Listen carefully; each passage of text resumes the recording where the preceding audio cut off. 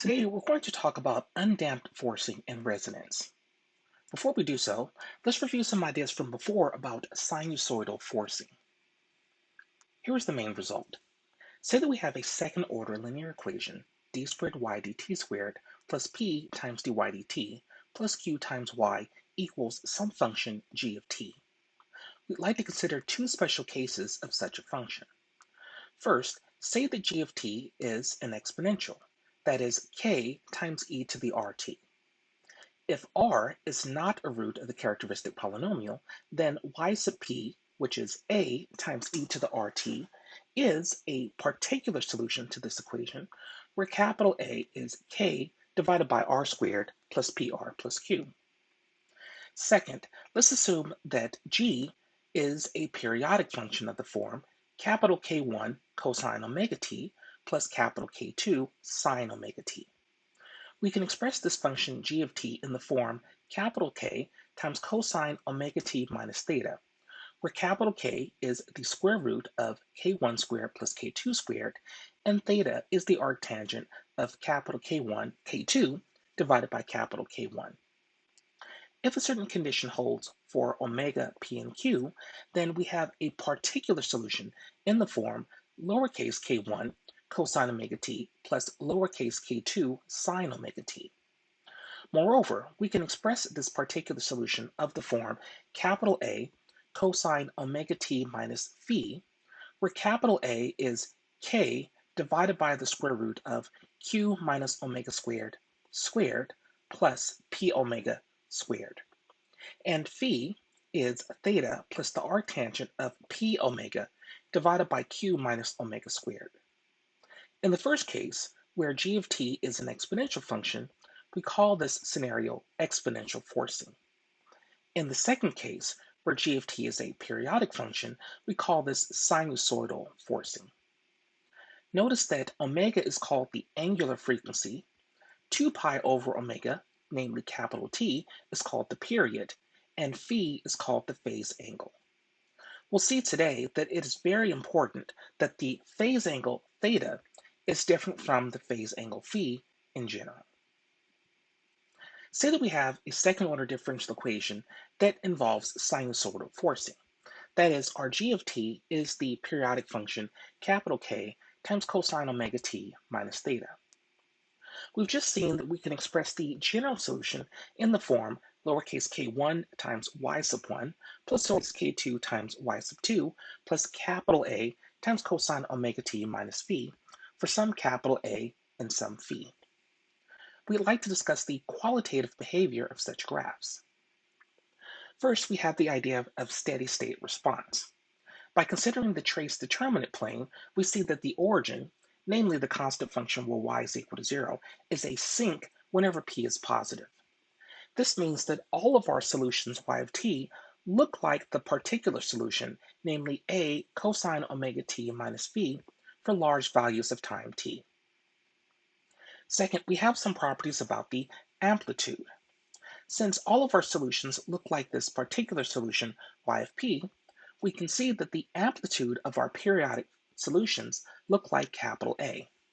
In particular, since capital A involves an omega in the denominator, we see that this amplitude gets smaller and smaller as the frequency omega gets larger and larger.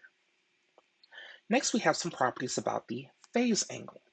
Recall that the difference in phase angles, namely phi minus theta, is the arctangent of p omega divided by q minus omega squared. In particular, in general, phi and theta are different. And finally, we have some statements about the period. Notice that the period of both the forcing term g of t and the solution y of t approach the same quantity, namely capital T is 2 pi over omega. This can be read off as follows. In the interval from 0 to 2 pi, the functions repeat themselves omega times. Today, we'd like to discuss two concepts, the idea of undamped forcing and the idea of resonance. Let's go back to the forced harmonic oscillator. That is, we have a second order linear equation of the form, as you see here on your screen, where g of t involves sinusoidal forcing. We're going to assume that p squared is less than 4q so that our characteristic polynomial has complex roots. Let's write these as alpha plus or minus beta I. If omega, p, and q satisfy a certain property, namely q minus omega squared plus p omega squared does not equal to 0, then we know that we can express the general solution as k1 y1 of t plus k2 y2 of t plus a particular solution y sub p of t, where y sub 1 is e to the alpha t cosine beta t, y sub 2 is e to the alpha t sine beta t, and y sub p is capital A cosine omega t minus phi.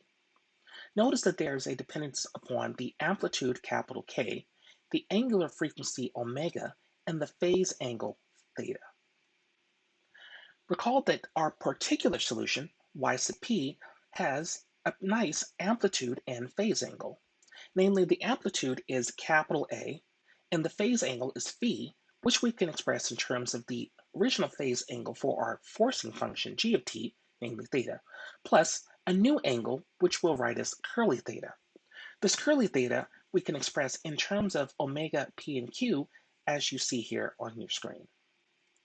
We have a motivating question for today. What happens if the frequency omega satisfies q minus omega squared plus p omega squared equals to 0?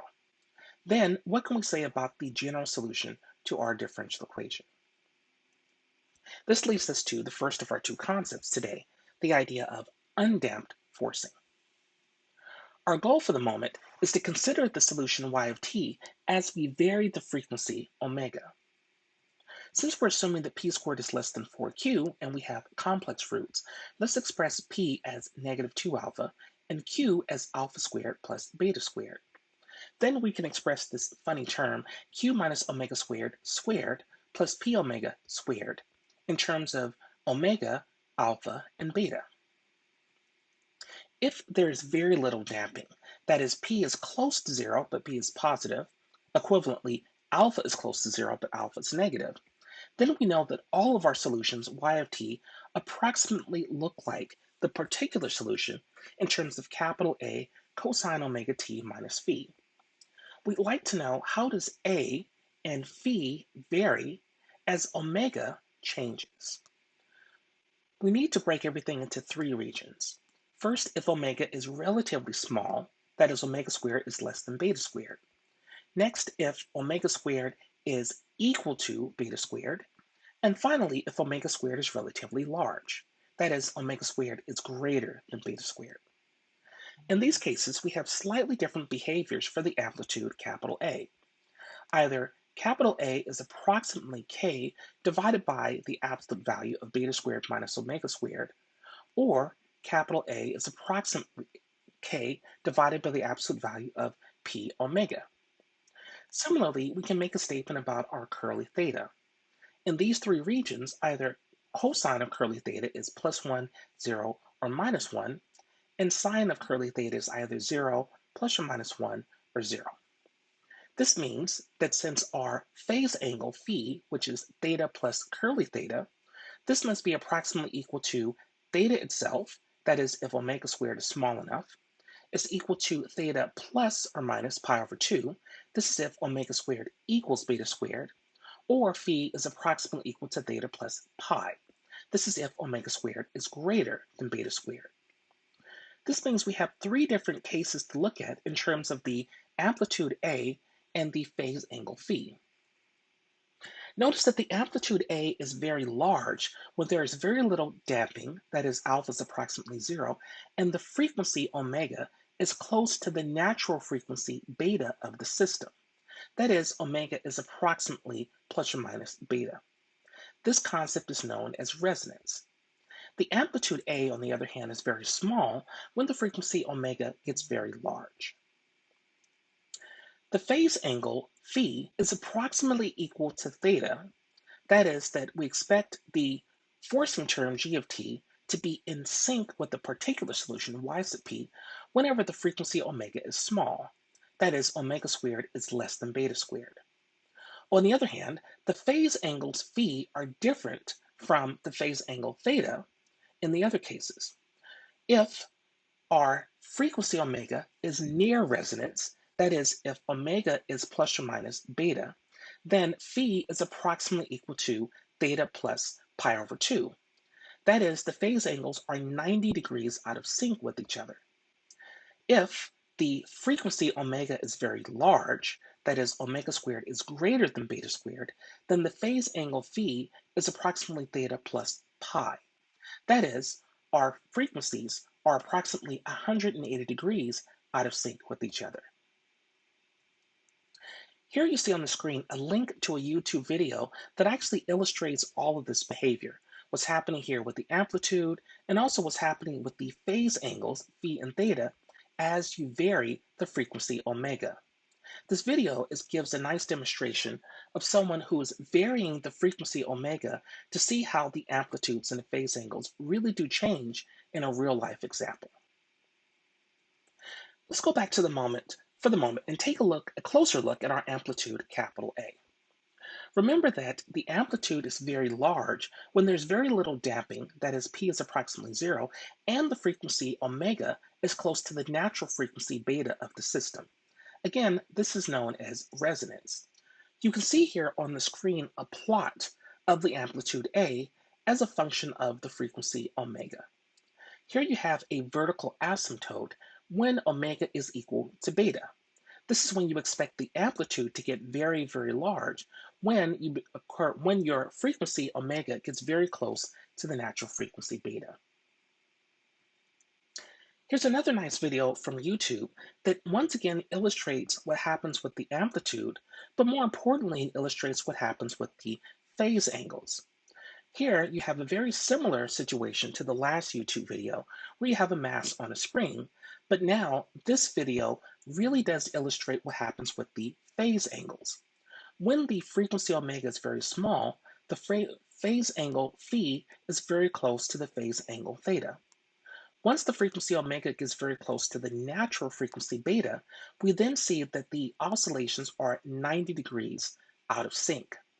And finally, when the frequency omega gets very, very large, that is now we're oscillating at a very high frequency, then we actually see that the phase angles are 180 degrees out of sync with each other.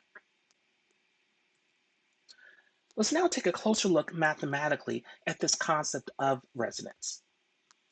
We've been looking at the cases when our p is very small, so for the moment, let's just assume that p is equal to 0, so that our q will be equal to beta squared.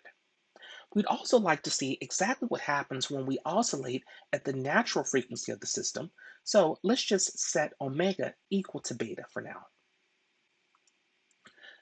We actually see that we cannot make a guess of the solution being in the form k1 cosine beta t plus k2 sine beta t, because if we did, then we'd actually find that this linear combination must satisfy the homogeneous equation. So unfortunately, the guess that we've tried up to this point does not work to find a particular solution for the non-homogeneous equation. So instead, we employ a trick. Again, let's take a look at the second order linear equation that you see at the top of the screen. First, there is a particular solution, y sub p, of the form capital A times t sine beta t minus theta, where capital A is k divided by 2 beta. And second, the general solution, y of t, is k1 y sub 1 of t plus k2 y sub 2 of t plus y sub p, where y1 and y2 we can express in terms of cosine beta t and sine beta t, but y sub p now is the function that you see above.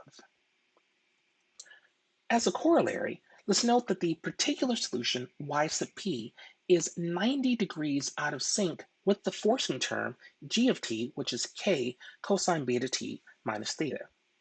Moreover, the amplitude, which is a times t, grows linearly as a function of time. Here you can actually see a graph of our particular solution, y sub p, as a specific solution for the second order equation, y double prime plus 2y equals cosine square root of t2 times t. Let's give a quick explanation of why these results are true.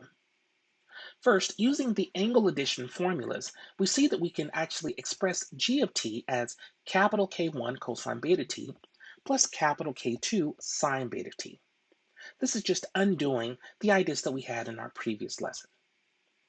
We're going to make a guess that our particular solution is of the form y sub p, which is k1 times t cosine beta t, plus k2 times t sine beta t, for some constants lowercase k1 and k2 to be determined.